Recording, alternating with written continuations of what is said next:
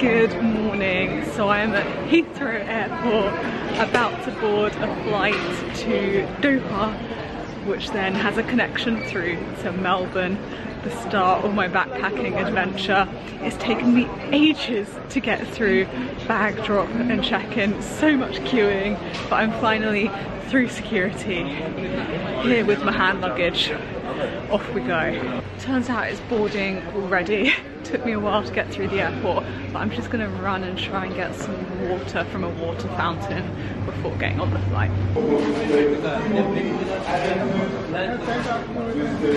Water obtained. I'm testing out my new collapsible water bottle for the first time. And this is actually my first time getting on a flight which has a layover. I've never been on a long enough journey to have a connecting flight before, so I'm quite interested to see how it works. Everyone's told me it's really straightforward. People will tell me where to go, so yeah, fingers crossed it all goes okay.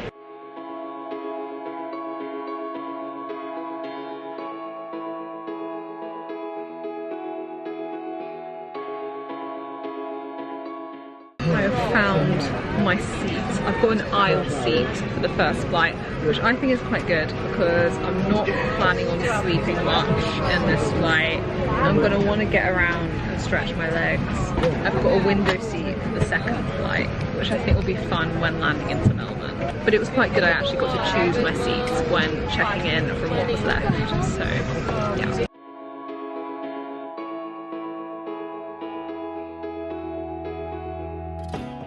And in general, I'd say over the last day, particularly yesterday, I was feeling increasingly nervous about this trip and going solo. But this morning, I'm feeling really calm. It was fine saying goodbye to my parents. I speak to them on FaceTime all the time, so it wasn't a particularly emotional goodbye. I'm just quite excited now, which is good. I feel calm and ready to do this.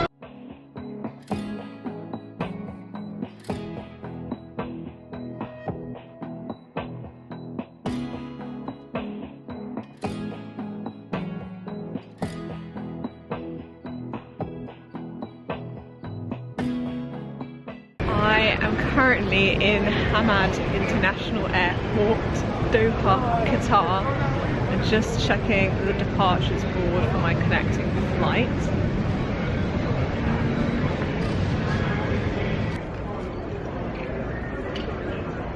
So I've got a gate, it's gate C3, but it's only 6:30 right now. My flight in actually arrived ahead of schedule, and my connecting flight isn't until 9 o'clock, boarding at 8 o'clock. So I've got about an hour and a half. I would love a coffee right now. A nice latte from a coffee shop would be fantastic. I also want to find somewhere to charge my laptop because it's run out of charge and I'm halfway through editing my videos on the plane. But yeah, overall first leg was okay. I'm quite proud of myself for being able to do long haul flights like this now, because honestly when I was younger I used to say I'd never be able to fly all the way to Australia in one day because I just wouldn't be able to cope with the flight and I'd have to hop between places to get over there if I was ever going to go. Okay, let's go on this fun conveyor belt situation to speed things along.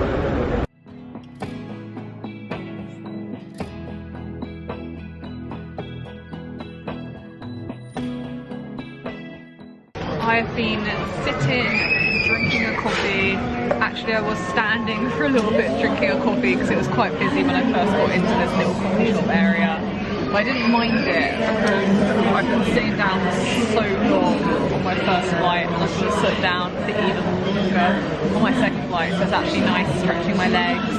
Laptop is charging as we speak, getting some juice in it. I've connected to the Wi-Fi. It's crazy how in this day and age, if you spend 7 hours in the air, you feel like you've missed out on so much a day and all the happenings that are going on social media. Honestly, I'm going to try and use some of this trip to be checking my social media less. Obviously, I'm going to be posting to my own social media, but checking other people's updates will probably happen less. Because I just want to focus on living in the moment and living my best life on this adventure. Anyway, I'm gonna finish this coffee, I'm gonna go brush my teeth, I think, before I get on to my next flight. And that's kind of it. I'm just chilling, breezing through. This is easy travel, you know?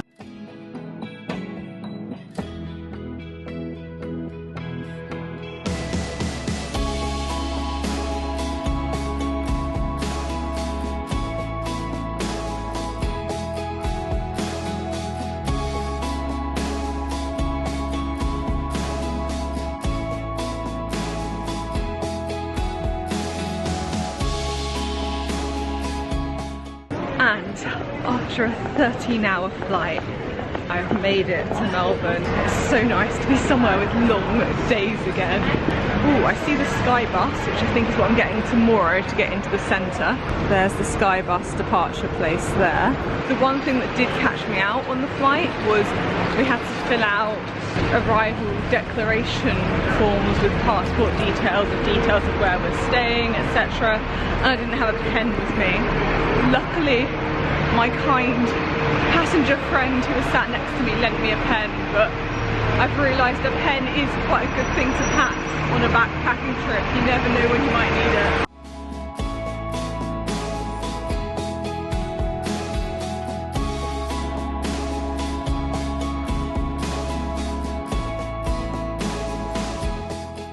I'm building up a sweat and I've only been walking 5 minutes.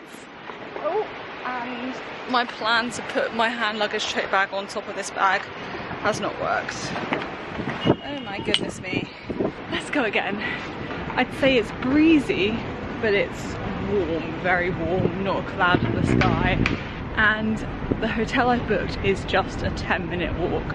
I think actually I can see it in the distance.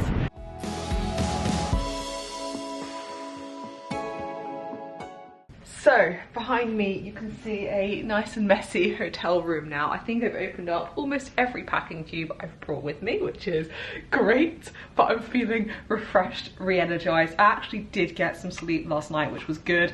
I didn't vlog anymore yesterday evening because I just suddenly felt exhausted. It'd been a long journey. I was really hungry and I needed some food, so I ran to the airport and got some crisps and chocolatey cookie bits from the vending machines.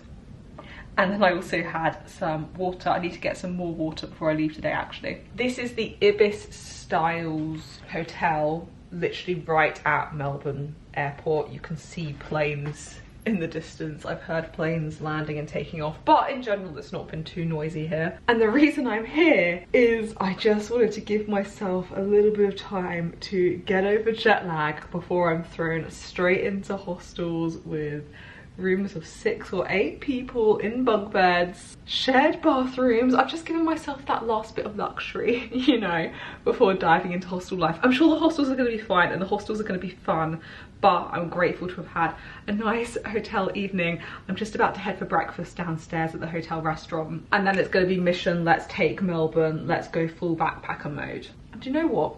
We've got this. Melbourne day 1. Let's have ya.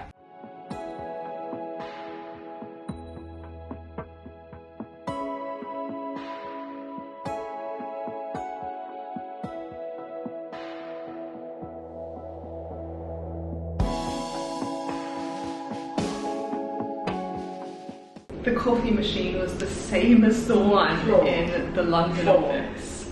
How's that for making me feel at home? Okay, back in my room, and I've got less than an hour until I need to check out. Actually, it's past 10 o'clock, 10:07. I've set up my eSIM while having breakfast, so I should have working mobile data, which is definitely needed because I don't know where I'm going without Google Maps later on. I need to figure out how to get myself into the centre of Melbourne. I need to get a Mikey card or Miki card. I don't know how they pronounce it, but the cards that everyone uses to get around on public transport in Melbourne, I need one of those.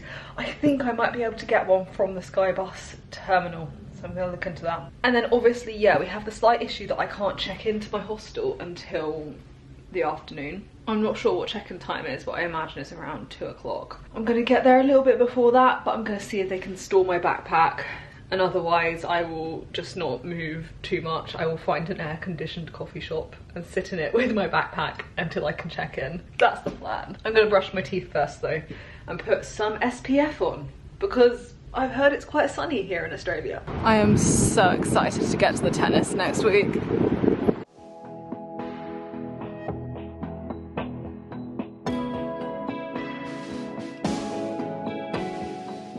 I am walking through the centre of Melbourne on a 20-minute trek to my hostel from the Skybus drop-off point. I've got myself a Mikey card and topped it up with a week's pass, which was about £30, 60 Australian dollars-ish. And that's my public transport sorted for the week, so I can use that on all of the trams, buses, trains, I believe. And yeah, I am very central, in the centre of Melbourne. The hostel I booked is called Roma Melbourne. It was slightly more expensive than some of the other hostels I looked at, but the reviews were so good. Like, probably the best hostel reviews I read. Quiet spaces in social spaces, privacy curtains on the bed. That's what I've heard anyway. I will take you with me and we will check it out. But it is my first time staying in a hostel abroad, so I don't really have anything to compare this to.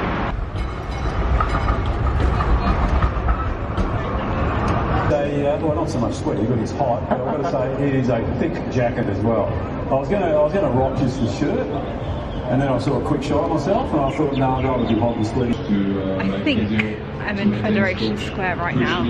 Gone past Flinders Street Station, which is the main train station in Melbourne, I believe. Just picked up a free SPF that they were giving out in the square. Thought, don't mind if I do. And they've got the tennis on a big screen in the square with a load of deck chairs behind me, which looks really good. Honestly, there's so many signs of the Australian Open that I'm itching to get there. I'm even thinking about going tomorrow, to be honest. I'm that keen. I need to look into getting tickets. I've dropped my heavy bags off at the hostel, which was quite a relief. I have got a bit of a shopping list, so I potentially might go do some of that. I can't get into the hostel until 3 o'clock into my room.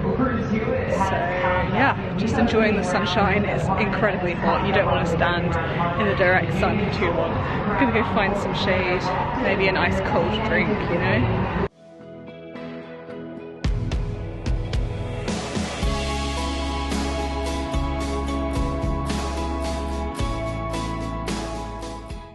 I found the entrance to the Australian Open. It's literally 5 minutes walk from where I'm staying. I really want to go. I'm really excited by it. The whole city is hyped about the Australian Open. There's so much advertising for it everywhere. I am walking alongside the Yarra River, and it's all in all just very pleasant, having a bit of an explore.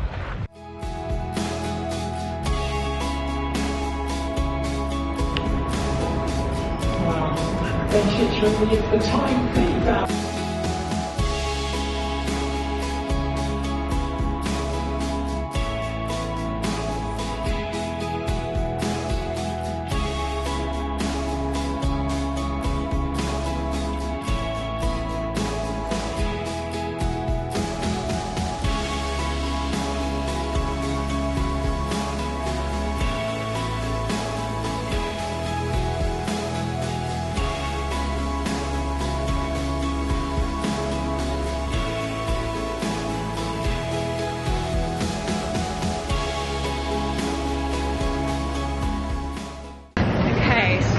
checked in at the hostel, unpacked my stuff a little bit and put valuables in the locked safe, that sort of thing.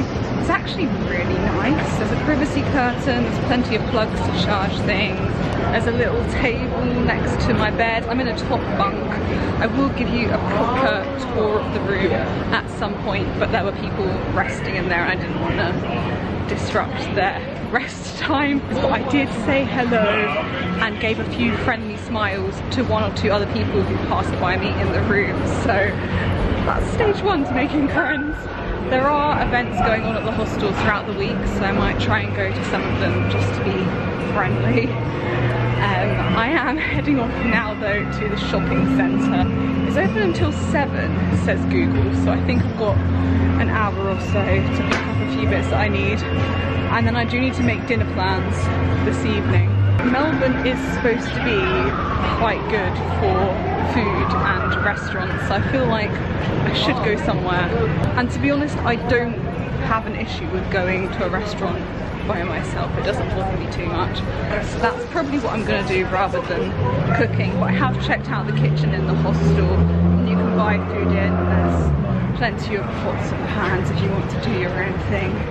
I just think, first day, when in Melbourne, treat myself to a meal.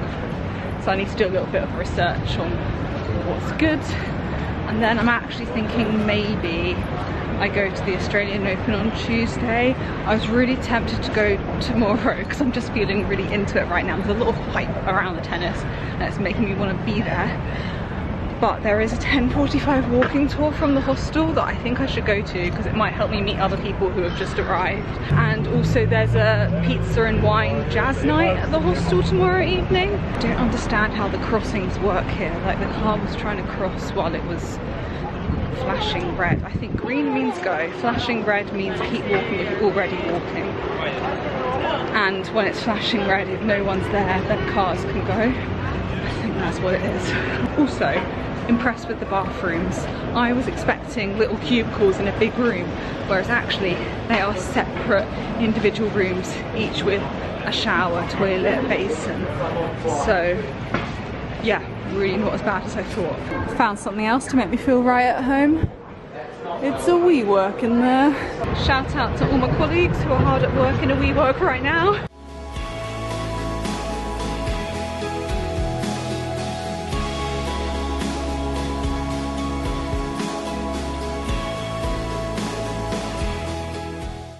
I've just been into the bargain basement chemist that I found in the shopping centre. This is my most exciting purchase, watermelon flavoured electrolyte sachets. So if I do get dehydrated, I'm ready. There was like a whole stocked shelf of them, so clearly they're quite common to use out here.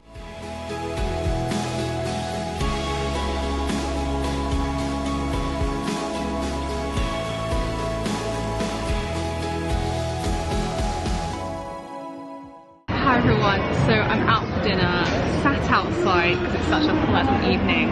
I am by myself at a 2-person table solo, but I am actually loving it.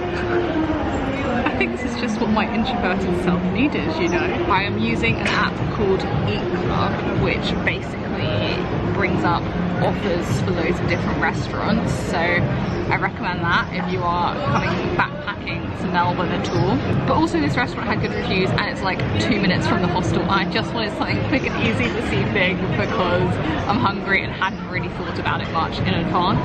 I've ordered a pizza and yeah, it's quite a happening street. I can't remember the name of this street actually, but you can see behind me there's actually quite a lot of outdoor seating down there, a bit of music going on. I might give my parents a call since they'll be getting up for their Sunday morning around now. I've just had such a great first day in Melbourne, you know, I'm really enjoying myself.